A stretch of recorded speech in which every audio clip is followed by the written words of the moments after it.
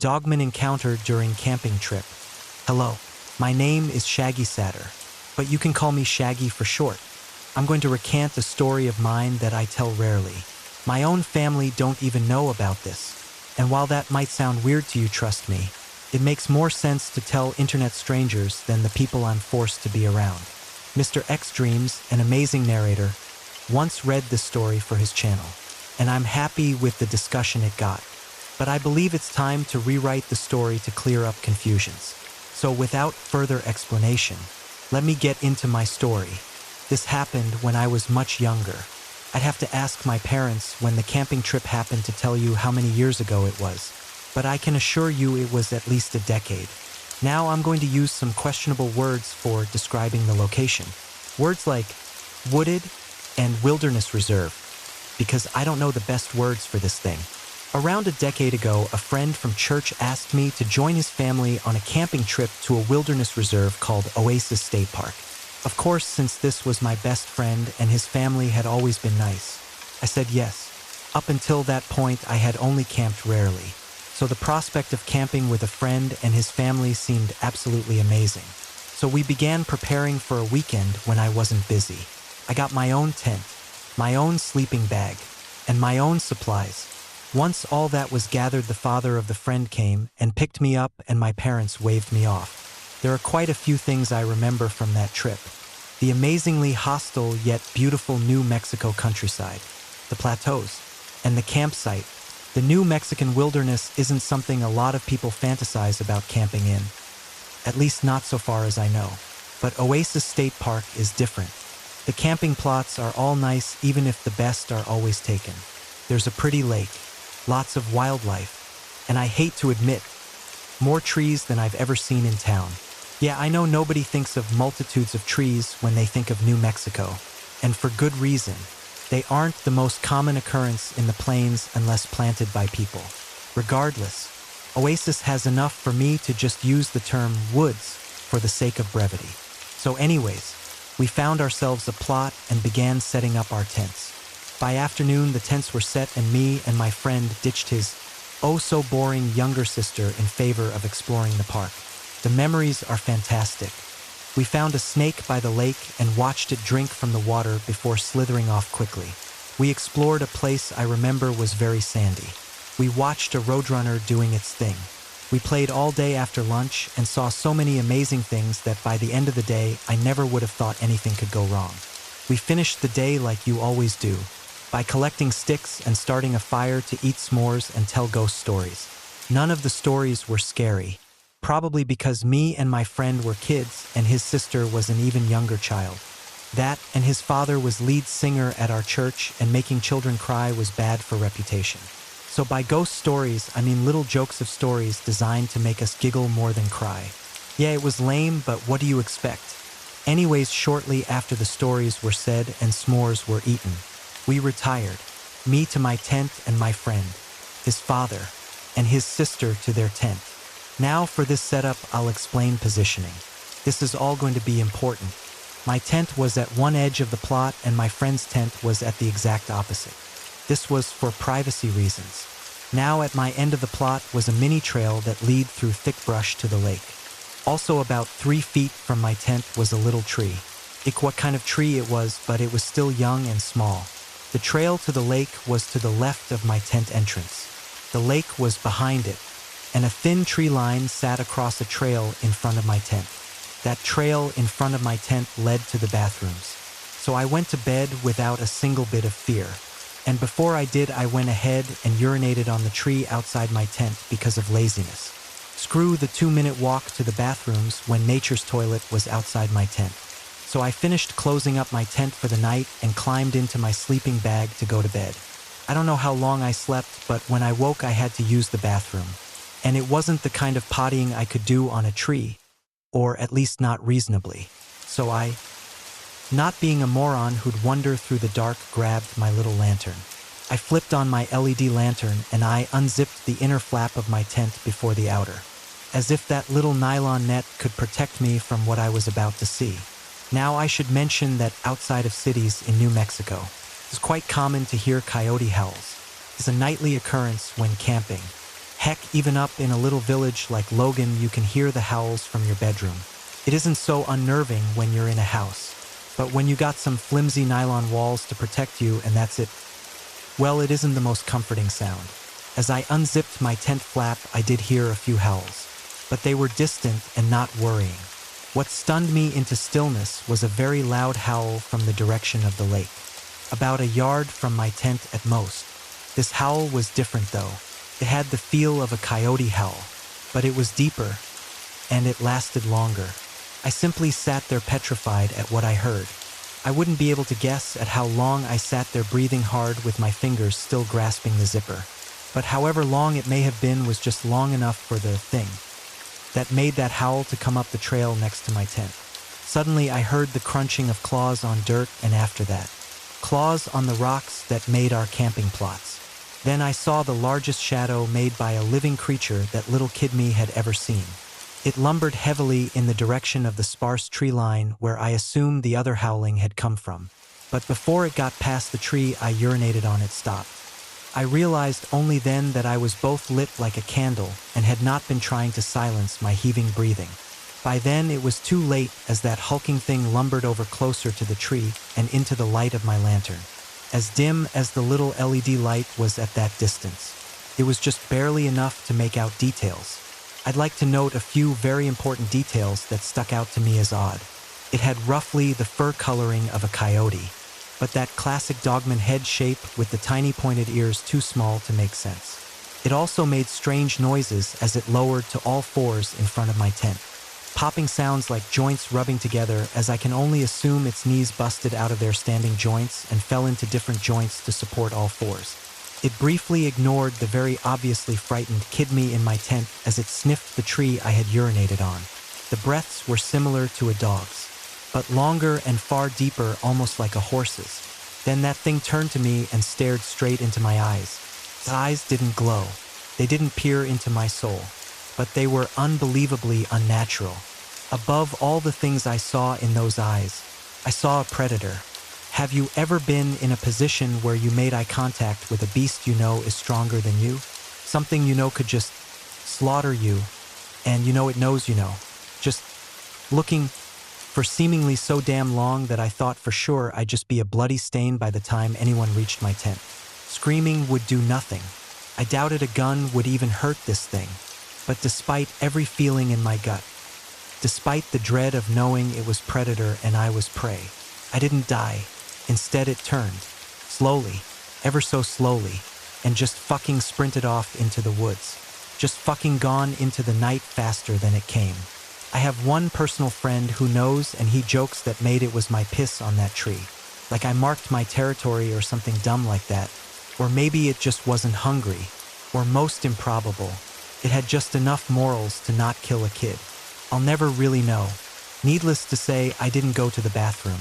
I just put my lantern away, closed my tent flap, and held it all night. I don't remember sleeping that night.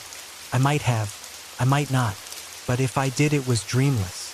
I do remember that I tried to hide this experience the next day, asking if my friend and his family heard any howling. While they did hear the howling, they told me they just ignored it, thinking it was a coyote doing coyote stuff. I was encouraged to just ignore it, as if I was a city kid who had never heard coyote howling before.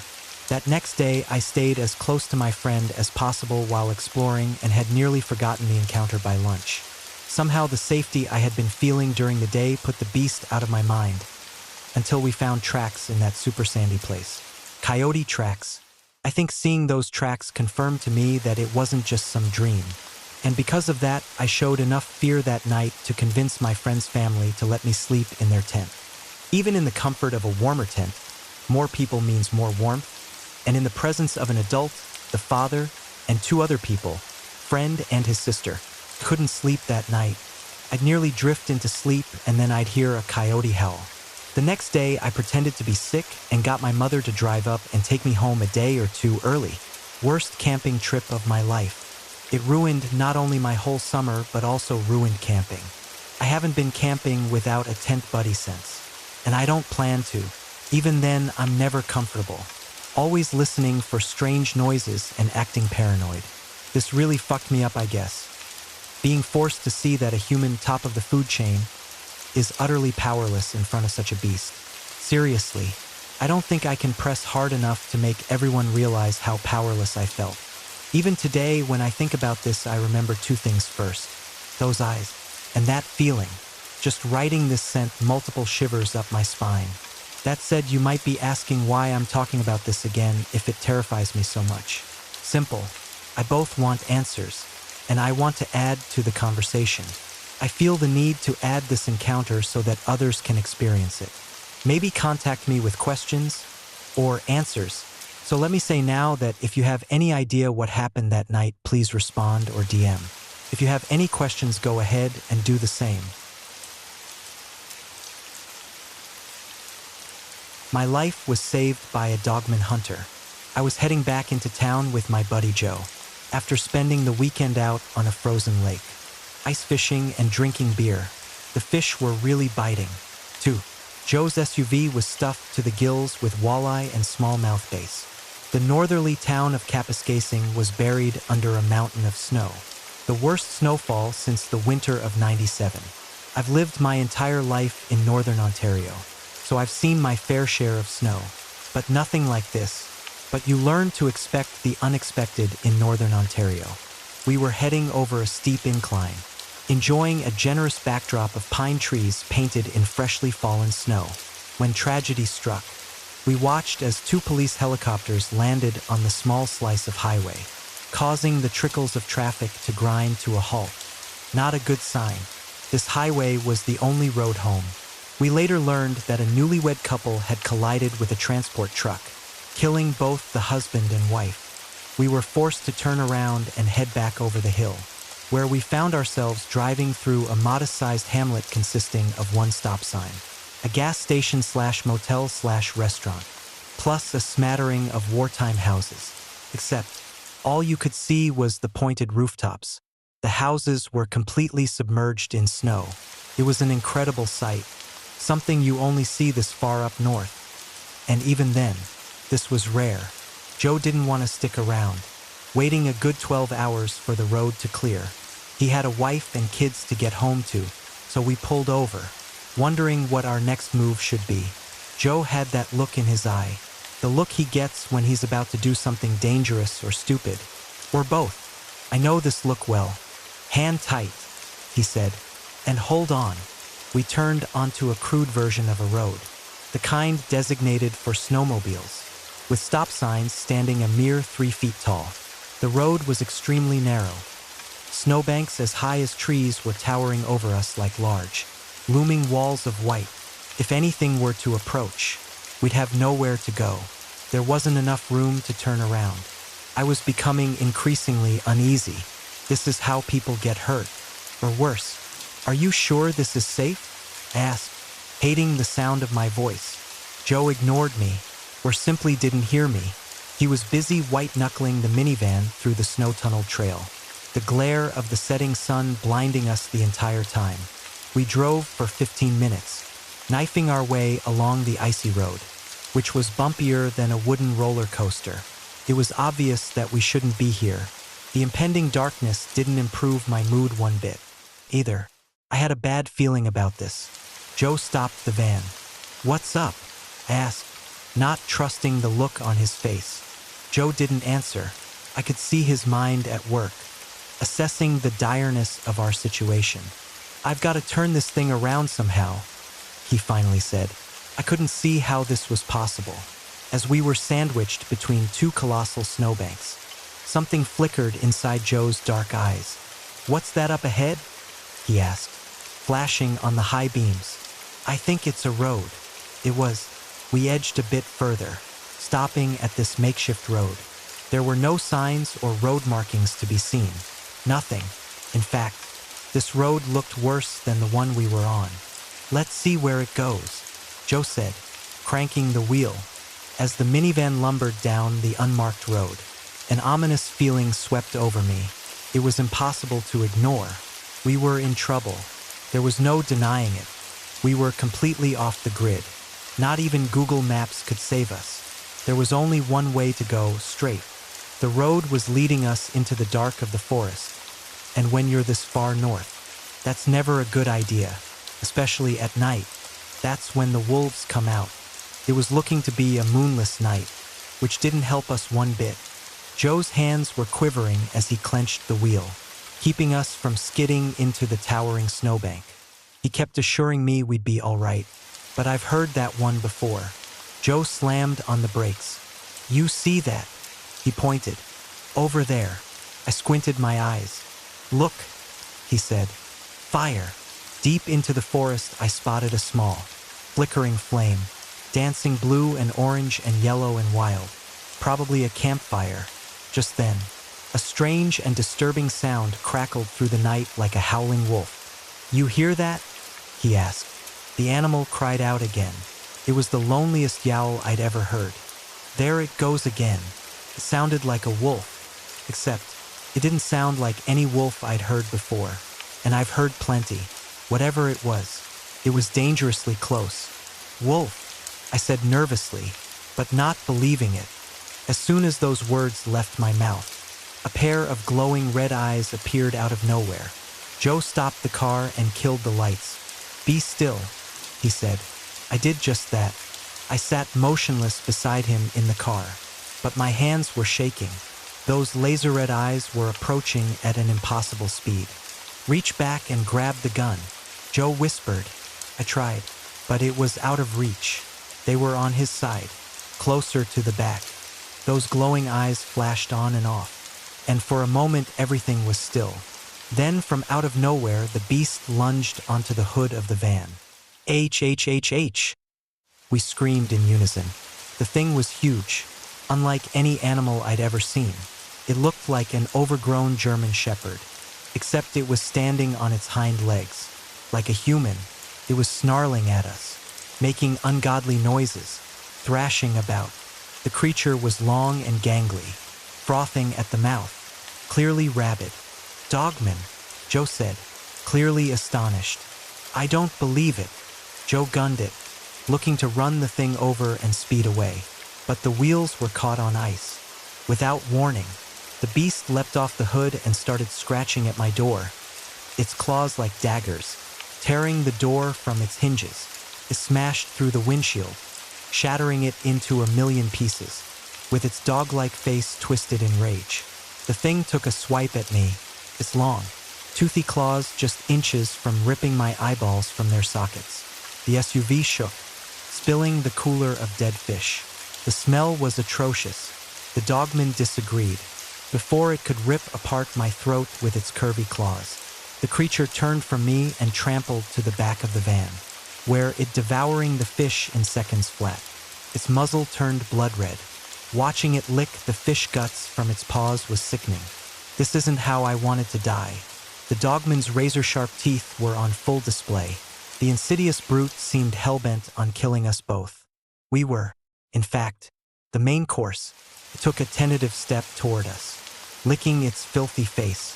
I gave Joe a look that said, "Nice knowing you, pal," when out of nowhere came an ear-ringing blast, striking the creature in the shoulder. The thing screamed in protest.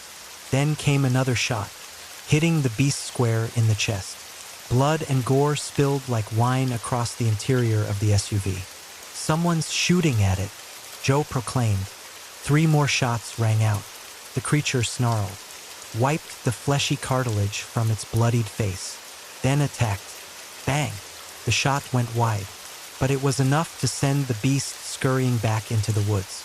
"Holy hell," Joe said, in a shaky voice, without a second thought. He pulled his seat back as far as it could go, then shimmied his way into the back of the van and grabbed the gun. "We're gonna need this." All of a sudden, it was freezing, with the vehicle off and the windshield busted in. It was an igloo inside the van. "It's getting cold in here," I said, shaking uncontrollably. A large plume of steam escaped from my face as I spoke. I was in shock. I had no idea what that thing was, but it damn near killed me. The scene inside of the minivan was that out of a horror movie. The smell was even worse. I tried opening the door, but it wouldn't budge. Joe tried his door with the same results. We were stuck. I'd sliced myself to shreds before I got halfway through my windshield. Joe's door had a bullet hole where the handle should be. We'd have to escape through the back. Blood and guts and fish bones and all. It was gruesome, but we did it. Once outside, I scanned the area, searching for that dog creature that almost killed me, but it had vanished. Joe's shotgun was aimed at a speck of light approaching from straight ahead. A car. Within minutes, we were greeted by a Volkswagen microbus. It stopped directly in front of us. The driver got out and ran toward us carrying a sniper rifle. Wearing a belt of ammunition, he spoke fast and with purpose, checking his surrounding while doing so. "You saw it? You did, didn't you? Excellent. Which way'd it go? By the way, this guy made Clint Eastwood look like a Boy Scout. I honestly thought he was going to kill us." He frowned as he surveyed the scene. Then he shrugged. "I suppose you'll be needing my help." He ran to the bus and opened up the hatch, exposing an array of military-style weapons to the likes I'd only seen in the movies. "Holy hell," Joe said, clearly impressed. I remained quiet, unsure what to make of this heavily armed, red-headed stranger, who literally just appeared out of nowhere to save our lives. But there seemed to be no other choice. Whoever he was, he drove us back to his cottage, regaling us with the history of this Dogman creature. He told us some pretty tall tales. His name was Patrick. Apparently, he's a Dogman hunter. He says he's never captured one, but claims to have seen 4 or 5, wounding 2 of them. Pesky bastards, he says. Hard to kill. He'd been hunting the one that attacked us for weeks. Apparently, he's been mutilating deer and coyotes, as well as regular cats and dogs all winter long, leaving their salvaged remains scattered along the sides of the road and in people's backyards. The locals were starting to panic. Joe and I texted home. Then we stayed up all night talking about Dogman. I was having a hard time coming to grips with all this, seeing as how I almost died at the hands of one of them.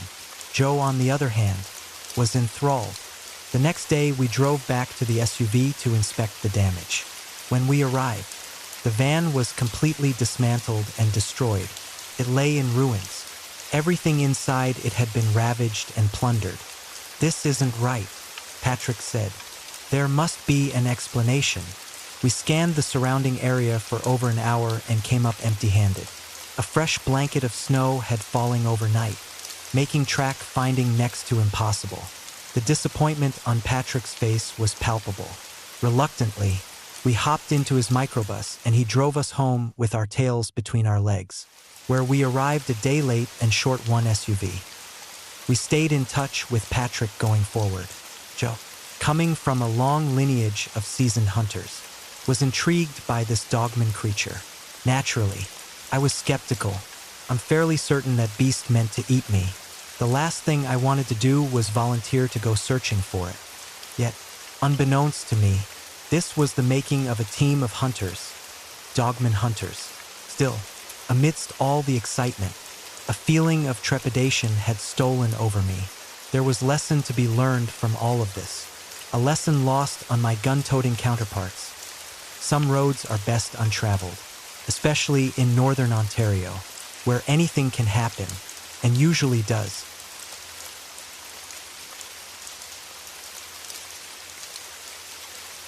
The Dogman of Vegreville. I was 6 years old when I saw the Dogman of Vegreville, and I will never, ever forget it. It was on a cool Thursday night in May of 1995. Mom had told me to go to bed, but I wasn't tired yet. I'd snuck my Game Boy under the covers and was playing Mario with the volume off, thinking that I was oh so clever. Mom was probably already in bed and Dad was working late, so he wouldn't be in to check on me anytime soon. I knew I could play to my heart's content, and I intended to do just that. My fingers moved clumsily over the buttons as I sent Mario to his death over and over again. I wasn't very good at the game, but it didn't matter. I loved it anyway. I didn't look up from the screen until I heard the distant pop of what sounded like fireworks. I remember that I'd peeked out of the covers. There was no flash of light outside my window, and while it was a beautiful night, there wasn't really any occasion to let off fireworks. All the same, I could still hear those frantic pops, one after the other. Bang, bang, bang, bang. I'd never heard a gun go off before. In movies and on TV, yes, but never in real life. I never thought it would sound so much like fireworks. I set my Game Boy down to go and look out the window, half hoping to catch a glimpse of the show I thought was out there. As I looked out into the darkness, though, I saw nothing. Those fireworks had been very close by. I knew that much, but I couldn't see anyone who could have set them off. My house was in a small suburb that backed onto the woods, and my window faced the next door neighbor's yard. I could see the lights on in their house, but nothing else. No one was in the yard. I noticed that the door to the back porch was open. No, not open, shattered. Something had forced its way in, although I didn't quite connect the dots at the time. Then I heard a scream, the terrified cry of a frightened woman that was cut off abruptly. That too was close by, and I could tell exactly where that was coming from. It had come from the neighbor's house. I stared at the house, trying to understand just what was going on. There were no other sounds, no other screams, just a pregnant silence. Outside my bedroom, I could hear my mom moving around. She must have heard the same things I had, and I could hear as she raced downstairs to investigate the commotion for herself. She hadn't even made it to the front door when I saw something emerge from the back of the next-door neighbor's house. It loped through the broken porch door, a scrawny, hairy thing that looked like no animal I'd ever seen before. I could see its pointed ears twitching on its head, and its pointed wolfish snout. Its limbs seemed too long. It seemed to limp as if it was in pain, no doubt from the gunshot wounds it had suffered. Its head turned to look at me, and I saw two golden eyes shining in the darkness. They looked upwards and into my window where I stared back at it. Whatever that creature was, it looked at me. It saw me. For a moment, our eyes remained locked. Time felt as if it stood still, even from a distance. I know I saw something in its stare or in its face, but at the time, I couldn't put my finger on it. It was the creature that broke eye contact. It shook its head and shuffled away. Without ceremony, it took off into the woods. The darkness amongst the trees quickly swallowed it whole, and I lost sight of it. One moment it was there. The next it was gone. What happened next is a blur. I don't have any other clear memories from that night, nor do I remember much about what followed. I'm sure my mom did what she could to shelter me from it. I still found out the details anyways, because that's what happens in small towns. People talk and kids listen. While I may not remember what happened after my mom discovered the corpses of Nicholas and Ashley Burr, it was the talk of the town at the time, and every now and then, some people still whisper about it. Vegreville, British Columbia is a small town with a population that barely tops 3,000 people. Gruesome murders aren't exactly common here, and so when one happens, you'd better believe that people are going to remember it. According to the rumors, some sort of animal broke into the Burr household that night. Most people claim it was a bear, but I've heard some people insist it was a puma. Either way, it woke up Nicholas Burr, and he took down his hunting rifle to kill it. He found it in his kitchen and shot it about 6 times before it attacked him, and it damn near ripped him in half. Ashley Burr was found upstairs. The creature had gone after her next and ripped her pretty little head clean off her shoulders and crushed it to a pulp. It was shortly afterwards that it ran off. Supposedly, the commotion from concerned neighbors investigating the gunshot and Ashley's final scream spooked it, and it retreated off into the woods. Nobody actually got a good look at it. Nobody but me. Over time, I've taken to calling the creature the Dogman of Vegreville. Of course, nobody else in town ever actually believed I really saw what I saw. They all took my words as proof that it was a bear, and as I grew up, I learned that it was best not to talk about it. It's easy to forgive a child for claiming he saw something unnatural, but as one ages, that becomes a much less forgivable offense. I never once believed that I'd actually seen a bear that night, though. As I said before, I remember very clearly what I saw. I've seen it in my nightmares for 25 years now, and it sure as hell wasn't a bear. But like I said, I keep that to myself. I'm a grown man now, and I've got other concerns to worry about. I've got rent to pay, a job at the local auto shop to keep, and I've got my mom to take care of. A few months after the Burr incident, my dad's car broke down on the side of a highway while he was on his way home from work one night. He must have been trying to flag down a passing car for help, although the poor bastard whose attention he got didn't notice him until after he'd felt the bump of his body beneath his tires. Dad died instantly, and my mom was never quite the same afterwards. Grief leaves scars on a person that never fully heal, and I had to learn to step up as the man of the house pretty damn quickly after that. I don't believe I've mentioned the Dogman of Vegreville to my mom in a long while. She's got enough on her plate without hearing about my little side project. As age creeps up on her, her health has begun to fail even more. I haven't felt comfortable leaving her by herself. Sickness has left her unable to work, so I handle the bills. She does some of the cooking, but that's really just about it. I'd hate to push her too hard, especially when she's in such a frail state. A few months back, she had her second stroke, and it's been a slow recovery process ever since. I do what I can for her. I really do. But no matter how much I want to, I can't fix her. I can't take away the things that are eating her away.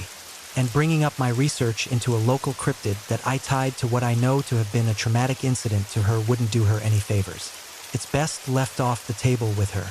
But just because I don't discuss it doesn't mean I haven't put the work in. As I've said, I know what I saw that night, and I've been aiming to prove it for some time now. Throughout the years, I researched other attacks in the area. Vegreville only had the one, but I've found reports of similar incidents in the surrounding towns. There were a few of them in the late 80s and early 90s. The attacks all played out similarly enough. Some unknown animal, suspected to be a bear or puma, forced entry into a house and butchered the occupants. Tragic as it was, it got chalked up to a simple animal attack, and that was it. You don't often hear of animals forcing entry into houses. Sure, if you look online, you'll find funny videos of bears breaking open cabin doors and poking around looking for food. However, those cabins aren't occupied when it happens. I've seen my fair share of bears. They aren't keen on people and generally avoid them when at all possible. Vegreville is a pretty remote place, but it's still far too heavily populated for most bears to want to get too close. Sometimes you might hear about them rummaging through trash or poking around people's yards. I'm sure there have even been a few instances where curious bears broke into houses, looking for food. Attacks are rare, however, and when they do happen, they generally involve cubs. People don't care about that, though. There's an image of the bear as this demon of the forest, a violent monster who loves nothing more than to rip into fresh meat. People assume that just because they have the ability to easily kill a person, then they are inclined to do so. Supposedly, 3 bears were killed in response to the attacks. One in 88, another in 92, and one in 96. The one that died in 96 was a large female grizzly who had attacked a pair of hikers in the next county over. Since the attacks seemed to stop after that, people figured that was the end of it, and I've got to admit, part of me wondered if that really was the case for the longest time. But then the attacks started up again. I saw them on local news stations. The same story as before. Forced entry into a house and the total slaughter of its occupants. I knew it was that same creature. I could feel it in my bones, and I knew this was my one shot at proving what I'd seen all those years ago. I had no intention of wasting it. The most recent attack occurred in a town called Weston, a few kilometers north of Vegreville. I'd heard about it in the paper, and the next day, I figured I might as well head up to investigate. At worst, I'd waste a day in another town. At best, maybe I might find myself one step closer to understanding just what it was I saw that night. What I knew going in was that Elsa and Janelle Harris were sisters. Janelle was blind, and Elsa took care of her. One night, something had attacked Elsa while she was in her backyard. Janelle had heard the attack, along with the neighbors, and had gone to the door to call for her. Instead, she'd attracted the attention of whatever animal had killed her sister, and it had dragged her off into the woods. Police had found most of her body the next day. Most of it. The Harris house was in a quiet neighborhood just like my own. I could see the forest behind the houses, though. The map said that it wasn't a particularly large stretch of woods. It was little more than a ravine with a small creek that separated the houses from a nearby park. However, it connected with a larger area of the woods. It made for a perfect little place for man and nature to intersect. The house itself was still sectioned off with police tape. I didn't see anyone to stop me from going inside, but I didn't want to push my luck either. Why try it, right? I parked my car across the street and got out. Even if I wasn't going to go inside the house, maybe there were still clues to be found. The houses in that area didn't have fences. Weston was still fairly rural, all things considered. I could get into the backyard easily enough. The vast forest started at the end of the yard and stretched infinitely deep into it. As I walked past the trees, I was quickly swallowed up by the darkness of the canopy. Just what I was expecting to find. I really can't say. I kept my eyes on the dirt in front of me as I circled around to the backyard. Through the trees, I could see the yellow police tape, isolating the crime scene that was formerly the Harris's backyard. I didn't go too deep into the woods. It was better not to wander out too deep, or else I'd probably have trouble finding my way back. The area around me was oddly quiet. I could hear a few distant birds and some trickling water, but not much else. Slowly, I approached the water, a small creek that ran over some smooth rocks. I didn't cross the creek. No need to go that far, but I stayed on the edge of it and looked out at the space around me. If the Dogman really was the one responsible for this, it would no doubt be long gone. I suppose that was a good thing. I had no interest in meeting that thing face to face. As I stood by the creek, my eyes shifted downwards. I'd been half hoping to see something. A footprint, a bit of fur. Hell, maybe even some evidence that Janelle Harris had been dragged that way. I suppose that was my lucky day then. It was faint and easy to miss or mistake for something else. What I say was barely evidence, and yet I saw it all the same. The soil around the creek was wet and muddy. One small segment had grooves in it that indicated something had been dragged that way. A few stones were overturned and had been pulled out of the creek. I paused at the sight of them before I noticed what was right beside those drag marks. Paw print. There was only one. It had landed in the right place at the right time and sank deep into the drying mud. It wasn't even a complete paw print. Just a few canine pads that looked only slightly larger than my hand, and yet looking at them gave me pause. I crouched down by the stream, wide-eyed as I studied the indentation in the mud. This was the closest thing I'd gotten to proof since that night 25 years ago, and I immediately took out my phone to grab a picture. "You lost, sir," a voice said from behind me as soon as the shutter snapped and I looked back. A man stood a few feet away from me. He was older, somewhere in his 50s and dressed in flannel. "No," I said hastily as I stood up. "Sorry, I was just looking at some tracks." He studied me for a moment before nodding. "You with the police?" he asked. "Not exactly," I replied. "Just doing some research, something of a hobby. What happened to the Harris girls is really tragic, but it reminds me a bit of some attacks that happened about 25 years back. I was just wondering if maybe there was a connection or something." "A connection?" the other man asked before scoffing. "That your car on the street. By the by, the red Corolla." "Yeah, that's mine," I said. "You must be new in town then. You living in this area?" "Excuse me, I saw your car the other day. It was your car, right?" His brow furrowed. "I don't think so," I said. "I've never been out here before. I'm just here to look into the killings." The man raised an eyebrow. "That's all." "Huh? My mistake then. You said you found tracks."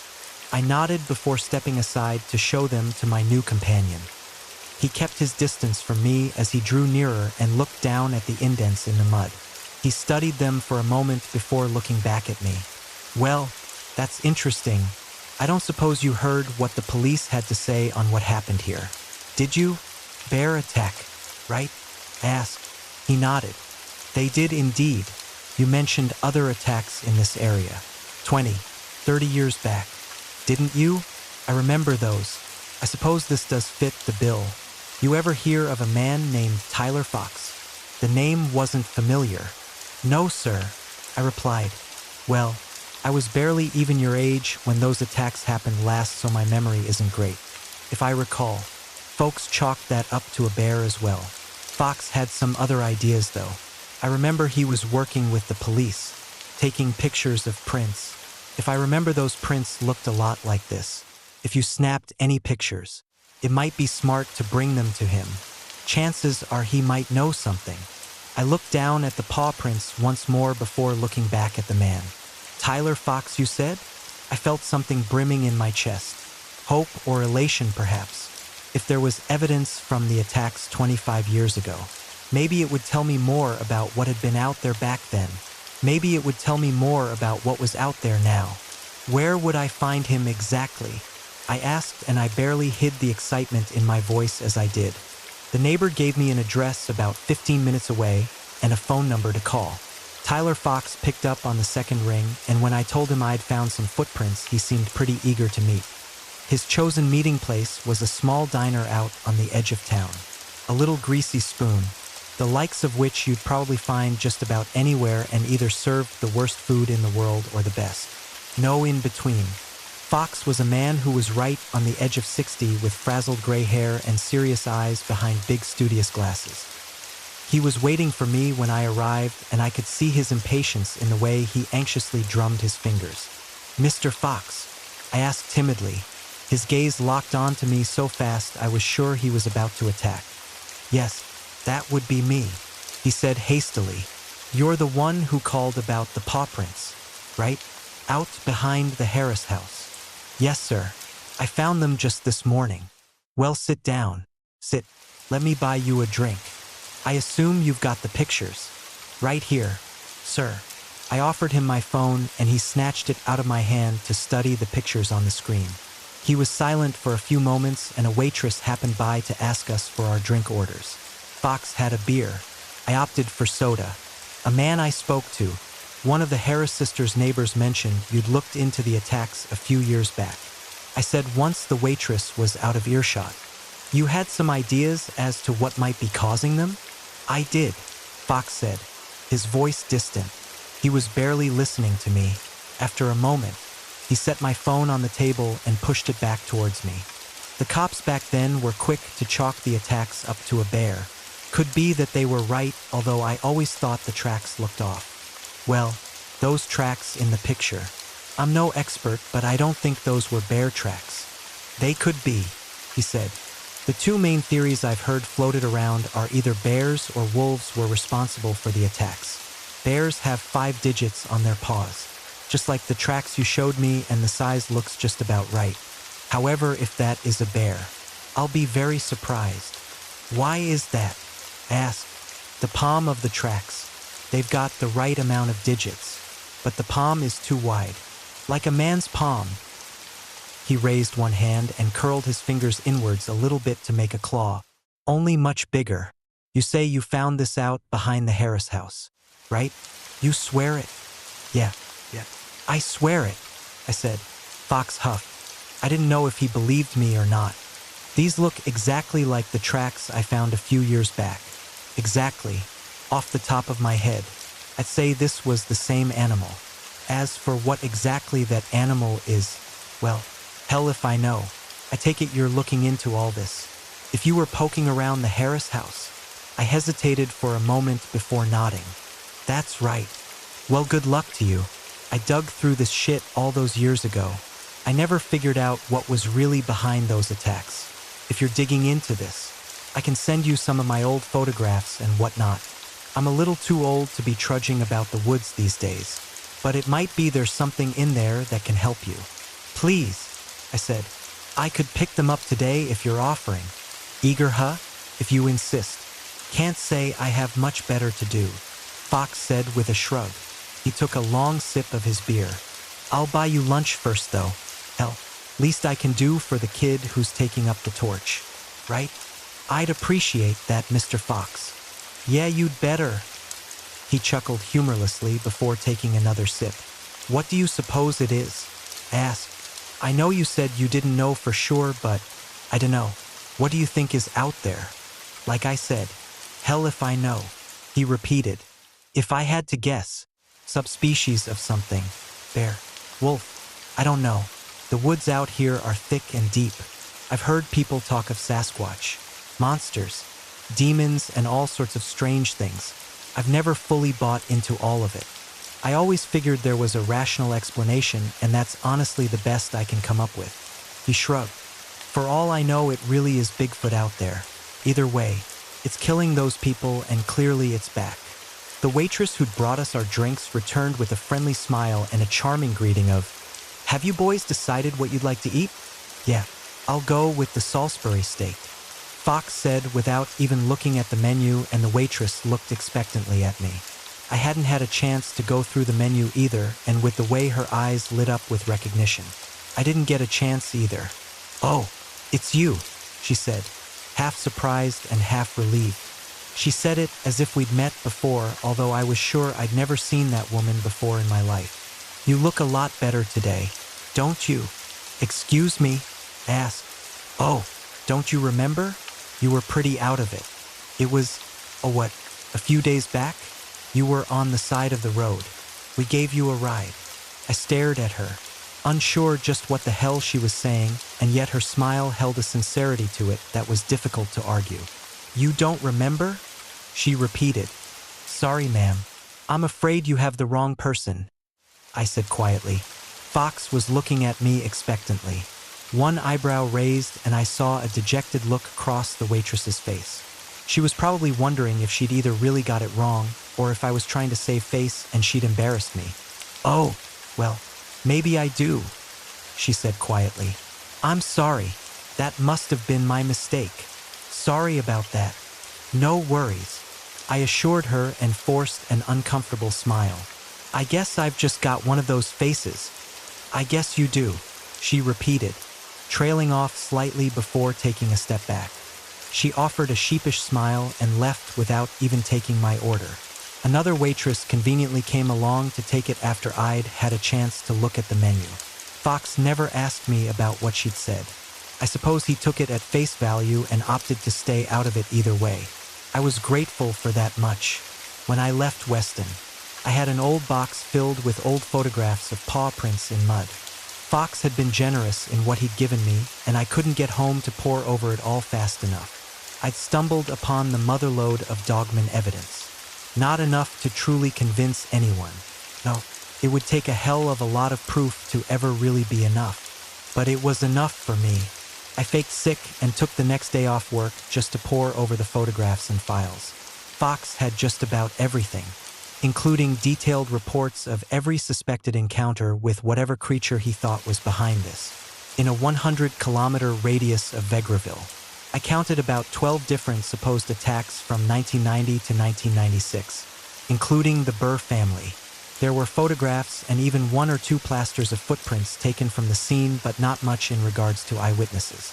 Nobody had clearly seen what had attacked those people, and the best information I could find was people describing it as an animal fleeing the scene.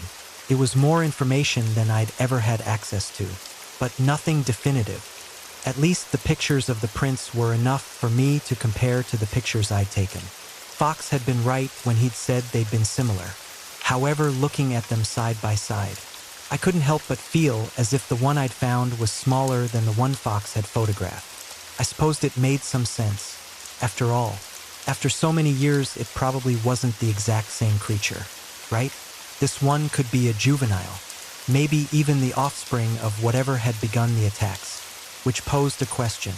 What had triggered the attacks this time? Why had they stopped? What were they starting again? I saw no real answers. Nothing to explain why any of this was happening, and that question hung uncomfortably over me. It was only a few days later that I heard news of another attack. My digging into what Fox had given me hadn't led me to any shocking new revelations. However, I knew I couldn't turn down the chance to look into another attack. So recent too. I remember waking up that morning and coming downstairs to see the news on the TV. Mom was watching it intently, dead silent as she did. I remember her eyes fixated me for a moment, studying me more intently than normal.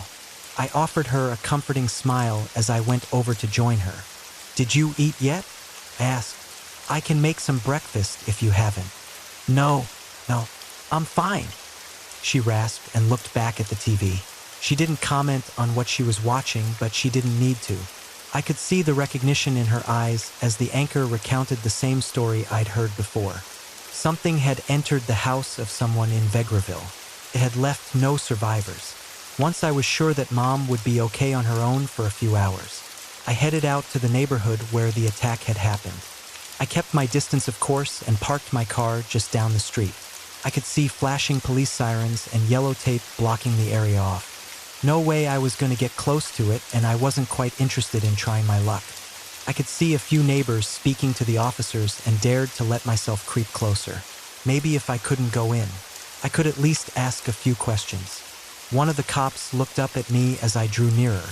He'd been talking to one of the neighbors, a middle-aged man I'd seen around town from time to time. He stared at me as if I was a ghost. I just chalked it up to shock. "Morning, officer," I said calmly and casually as I could. "What happened here?" "I'm not at liberty to discuss that," the officer said, his tone stern. He looked me up and down, his brow furrowing. "I've been asked not to let people linger around the crime scene. Best you go home. Let us do our work." Of course. Sorry," I said, faking a smile.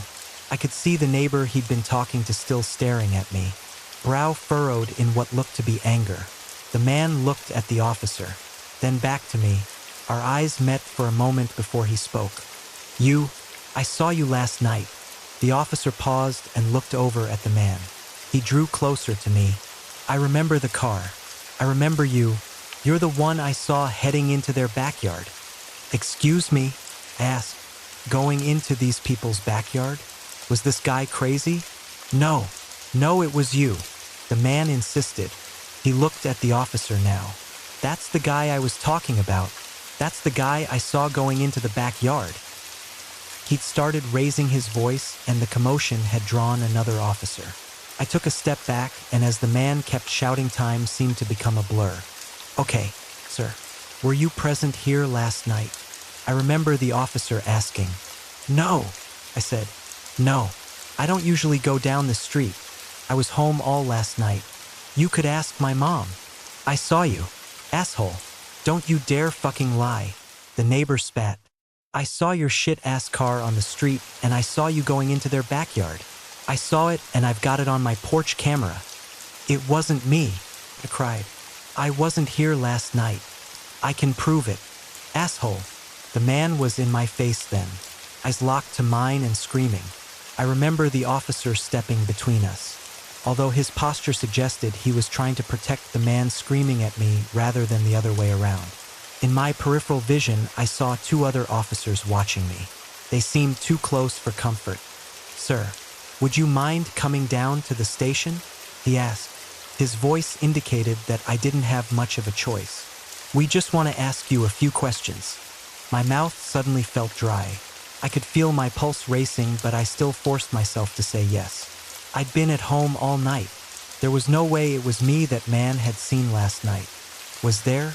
At the station, I watched the footage of my own car parking on the street outside what I now knew to be the home of Leon and Taylor Baker, along with their two sons.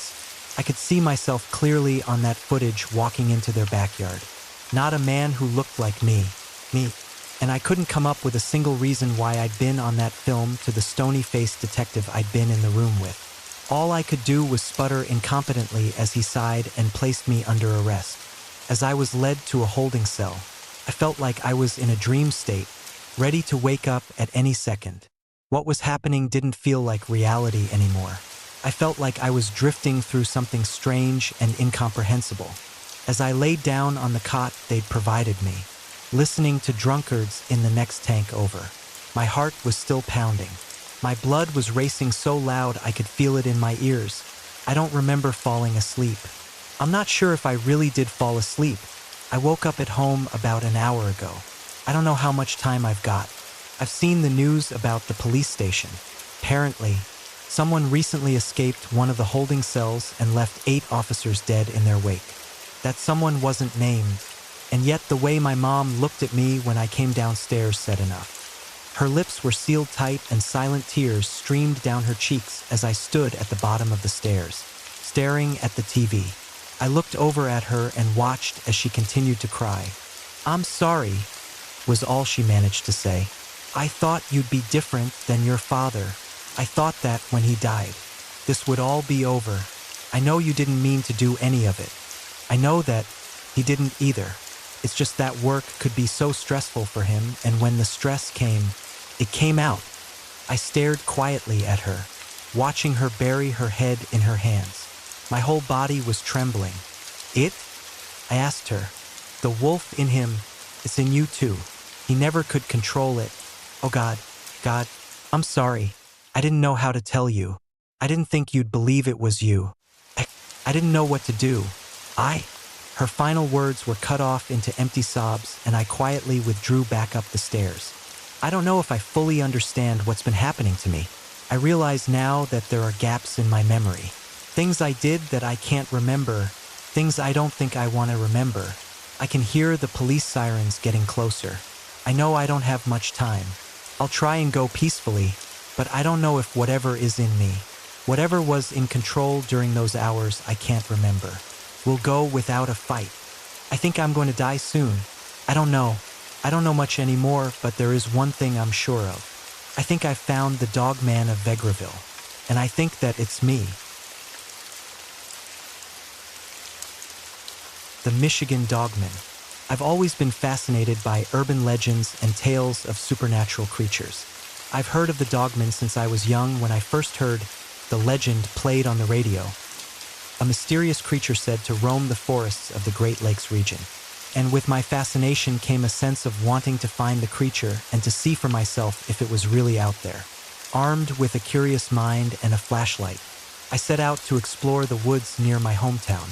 It was an overcast night, with only the dim glow of the stars to guide my path. As I ventured deeper into the forest, I couldn't shake off the feeling that I was being watched. Every rustle of leaves and snap of a twig sent shivers down my spine. But I pressed on, my curiosity overpowering my unease. Little did I know how much of a mistake it was to ignore my instincts. After what felt like hours of wandering, I stumbled forward. An eerie silence blanketed the forest as if a switch was flipped and all the sound in the world disappeared. Something drew me toward it, an invisible force urging me to step closer. That's when I surveyed my surroundings in detail and saw it. A pair of glowing amber eyes staring back at me from the shadows. My heart skipped a beat as the creature revealed itself. A massive canine-like figure, standing upright on two legs. His fur was matted and dark, and its eyes glowed with an otherworldly light. It was a Dogman, and it had fixed its gaze upon me. A primal fear surged through my veins, and I stumbled back, dropping my flashlight in the process. And with but a moment's hesitation, I turned and ran as fast as my legs could carry me. The sound of heavy footsteps pounded behind me, growing louder and closer with each passing second. I could hear its snarls and the sharp snapping of its jaws. Hungry for the chase, my breath grew ragged, and my muscles screamed in protest. But the adrenaline fueled my desperate sprint. Branches whipped against my face, and the forest floor seemed to rise up to trip me. But I pushed through, determined to escape the clutches of the monstrous Dogman. My lungs burned, and my vision blurred as I reached the edge of the woods. My house stood just a few yards away, its lights providing a beacon of hope, summoning the last reserves of my strength. I sprinted across the yard and flung open the front door. I slammed it shut, panting heavily as I leaned against it, my heart racing in my chest. I felt a mixture of relief and terror as I looked through the window and saw the Dogman standing at the edge of the clearing, his gaze fixed upon me, its mouth curled into a wicked snarl, revealing sharp, glistening teeth in what looked like a cruel and deranged smile. For a moment, we locked eyes, a battle of wills between human and beast. I knew that I had escaped, but the encounter had left an indelible mark on my soul. The Dogman had shown me the darkness lurking just beyond the realm of our understanding, and it was a sight I would never forget. To this day, I am plagued by the memory of that night. The image of the Dogman's glowing eyes and sinister grin haunts my dreams, a constant reminder of the terrors that exist in the shadows. I warn anyone who dares to venture into the Michigan wilderness. Beware the Dogman's domain. It may be an urban legend to some, but for those who have encountered its malevolence, it is all too real. The forest hides its secrets well, and the Dogman waits patiently for its next victim. Ever since then, I haven't been able to look at the woods without a shudder going down my spine. hoping to not see the amber eyes staring back at me. If I were to give you all any advice, it would be, do not go out at night.